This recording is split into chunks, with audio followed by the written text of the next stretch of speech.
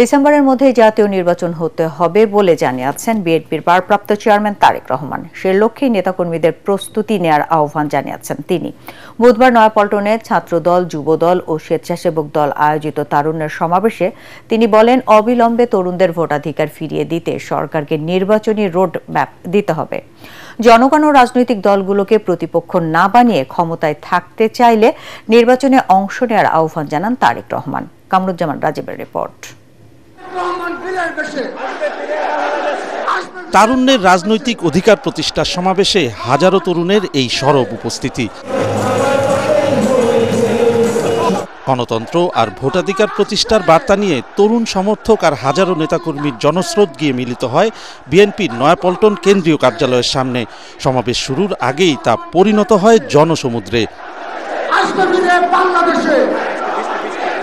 তারুণ্যের জনস্রোতে লন্ডন থেকে ভার্চুয়ালি যোগ দেন বিএনপির ভারপ্রাপ্ত চেয়ারম্যান তারেক রহমান।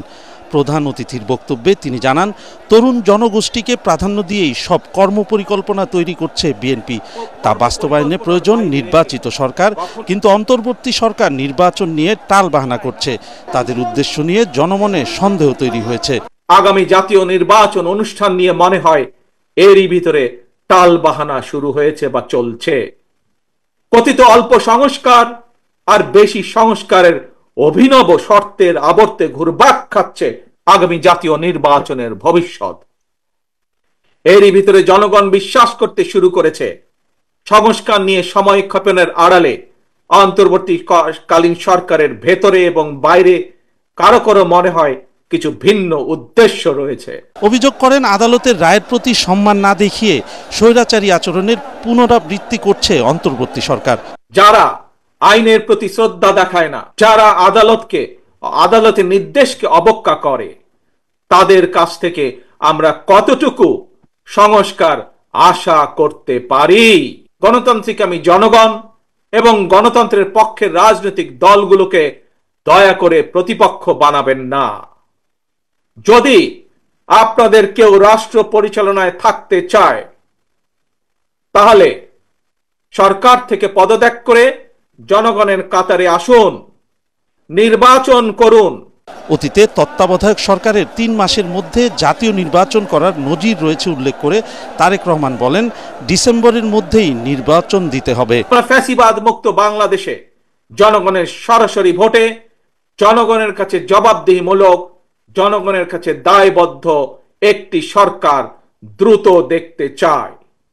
অন্তর্বর্তীকালীন সরকারের প্রতি আহ্বান, আগামী ডিসেম্বরের মধ্যেই জাতীয় নির্বাচন অনুষ্ঠিত হতে হবে। আবারও আমরা বলতে চাই, আগামী ডিসেম্বরের মধ্যেও জাতীয় নির্বাচন অনুষ্ঠিত হবে।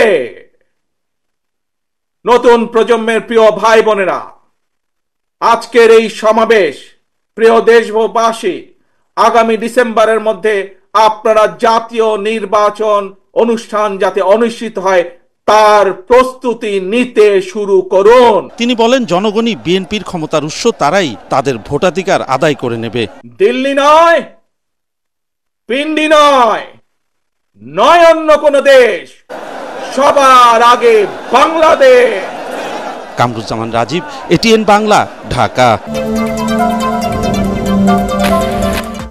এদিকে অন্তর্বর্তী সরকারকে নির্বাচন নিয়ে হেলাফেলা না করতে কঠোর হুঁশিয়ারি দিয়েছে বিএনপি। বুধবারের তারুণ্য সমাবেশ থেকে এই হুঁশিয়ারি দেন দলের সিনিয়র নেতারা। বলেন, গণতন্ত্র নির্বাচনের দাবিতে রাজপথে থাকতে বদ্ধপরিকর দেশের বৃহত্তর এই রাজনৈতিক দলটি। এদিকে ঢাকা, কুমিল্লা, সিলেট, ময়মনসিংহ সহ সারা দেশের নেতাকর্মীরা যেন এক বিন্দুতে মিলিত হয় বিএনপির এই তারুণ্য সমাবেশে। মোহাম্মদ মহসিন ও মনির হোসেনের ক্যামেরায় রিপোর্ট করছেন মাজহারুল হক মহাজের। যে তারুণ্য পতন ঘটালো স্বৈরাচারী শাসন ব্যবস্থার, সেখানে অভ্যুত্থান পরবর্তী বাংলাদেশে সব রাজনৈতিক দলের চিন্তা ভাবনায় যেন তরুণরাই। ব্যতিক্রম নয় দেশের অন্যতম বৃহৎ রাজনৈতিক দল বাংলাদেশ জাতীয়তাবাদী দল বিএনপি। দলের ৩ সংগঠন ছাত্রদল, যুবদল, স্বেচ্ছাসেবক দলের ঢাকা, সিলেট, ফরিদপুর ও ময়মনসিংহ বিভাগের সকল ইউনিটের নেতাকর্মীদের অংশগ্রহণে নয়াপল্টন এলাকায় সকাল থেকে ঢল নামে। শুধু নয়াপল্টনেই নয়, ফকিরাপুল, বিজয়নগর, কাকরাইল ও দৈনিক বাংলা মোড় এলাকাতেও নেতাকর্মীদের উপস্থিতি ছিল ব্যাপক। প্রতিটি মোড় ও সড়ক জুড়ে সরব বিএনপির কর্মী সমর্থকরা। তরুণরা কিভাবে এই রাজনীতিতে আবার আরো বেশি বেশি করে সুযোগ পাবে, বিশেষ করে পার্লামেন্টে এবার তরুণরাই অংশগ্রহণ করবে আমার বিশ্বাস। এই তরুণরা সকল ষড়যন্ত্রকে নস্যাৎ করে দিবে, ষড়যন্ত্রকে নস্যাৎ করে বাংলাদেশের গণতন্ত্র ফিরিয়ে আনবে। আমরা নতুন প্রজন্ম, নতুন বাংলাদেশ গড়ার লক্ষ্যে সামনে এগিয়ে যাবো ইনশাআল্লাহ বাংলাদেশ জাতীয়তাবাদী ছাত্র দলের নেতৃত্বে। সম্প্রতি ঢাকা বিশ্ববিদ্যালয়ের শিক্ষার্থী সাম্য হত্যা, দক্ষিণে বিএনপি নেতা ইশরাকের মেয়র প্রসঙ্গ সহ ডিসেম্বরের মধ্যে নির্বাচনের দাবিতে সোচ্চার সবাই।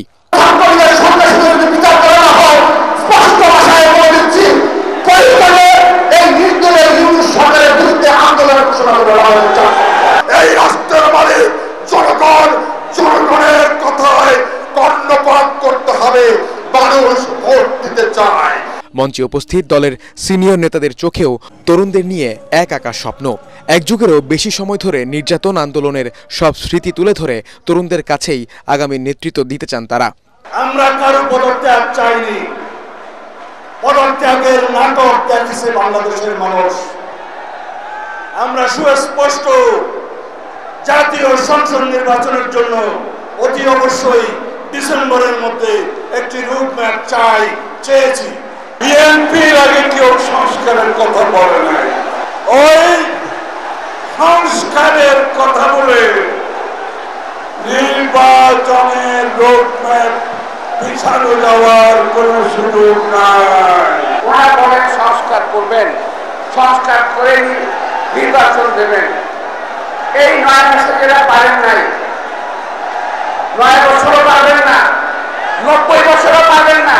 বাংলাদেশের সকল তরুণ সমাজের কাছে আহ্বান, আপনারা একটি সুন্দর এবং একটি নিরপেক্ষ নির্বাচনের মাধ্যমে শান্তি প্রতিষ্ঠা হবে, এই লক্ষ্যে আপনারা এগিয়ে যাবেন। এই বিশাল সমাবেশকে বলা হচ্ছে রাজনৈতিক অধিকার প্রতিষ্ঠার সমাবেশ। জনমনে এখন প্রশ্ন একটাই, জন আকাঙ্ক্ষা পূরণে কতটা সফল হবে বিএনপি? বিএনপির তারুণ্যের সমাবেশ পরিণত হয়েছে তারুণ্যের মহাসমুদ্রে, যেখান থেকে দলটির বার্তাটা একেবারে স্পষ্ট। আগামী ডিসেম্বরের মধ্যেই নির্বাচনের রোডম্যাপ চায় দলটি। সেই কারণে নিজেদের একটা শক্ত অবস্থানেরও জানান দিল বাংলাদেশের অন্যতম বৃহৎ রাজনৈতিক দল। তাই তো দলের নেতারা বলছেন, সরকার যদি কোনো হেরফের করে এমন দাবিতে, তাহলে এর উচিত জবাব দেবে বিএনপির এই তরুণরাই। আসহারুল হক মুহাজির, এটিএন বাংলা, ঢাকা। যে কোনো পরিস্থিতিতে আগামী ডিসেম্বর থেকে জুনের মধ্যে বাংলাদেশের জাতীয় নির্বাচন অনুষ্ঠিত হবে বলে জানিয়েছেন প্রধান উপদেষ্টা ডক্টর মোহাম্মদ ইউনূস। প্রধান উপদেষ্টা জাপান সফরের প্রথম দিনে দেশটির সাবেক প্রধানমন্ত্রী তারো আসোর সাথে সাক্ষাতে একথা জানান প্রধান উপদেষ্টা। তিনি আরও বলেন, সংস্কার, গণঅভ্যুত্থানে সংঘটিত হত্যাকাণ্ডের বিচার ও নির্বাচন, এই 3 লক্ষ্যকে সামনে রেখে কাজ করছে অন্তর্বর্তী সরকার। এই সফরে জাপানের সাথে 7টি চুক্তি ও সমঝোতা স্বাক্ষর সই করবে বাংলাদেশ। এছাড়াও জাপানের উন্নয়ন সংস্থা জাইকা ও জেটকোর প্রধানদের সাথেও বৈঠক করবেন ডক্টর ইউনূস। জাপান থেকে বিস্তারিত জানাচ্ছেন আমাদের বিশেষ প্রতিনিধি মইনুল হাসান।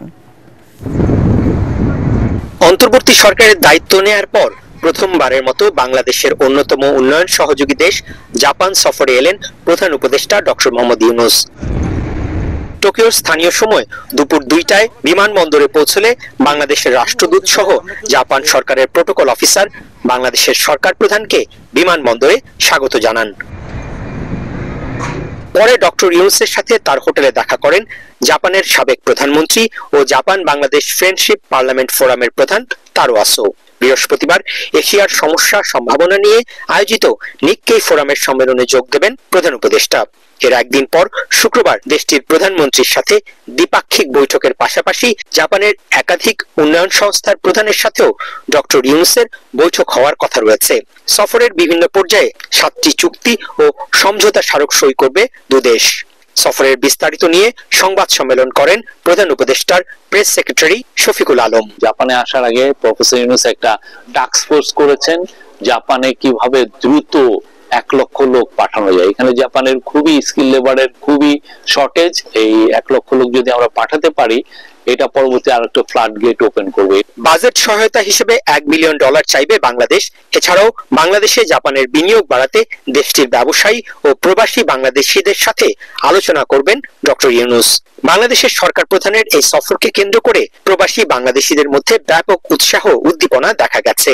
ওনার এই আগমনে আমাদের সাথে জাপানের যে সুসম্পর্ক এটা যাতে আরো শক্তিশালী হয়, আমরা সুন্দর একটি সুখী বাংলাদেশ চাই, সেই লক্ষ্যে উনি যথাযথ পদক্ষেপ গ্রহণ করবেন। বাংলাদেশের সাথে ব্যবসায়িক যে সম্পর্ক সেটা আরো যেন সুদৃঢ় এবং আরো গভীরভাবে করা যায়, সেই বিষয়গুলি নিয়ে তিনি আরো চিন্তা ভাবনা করবেন।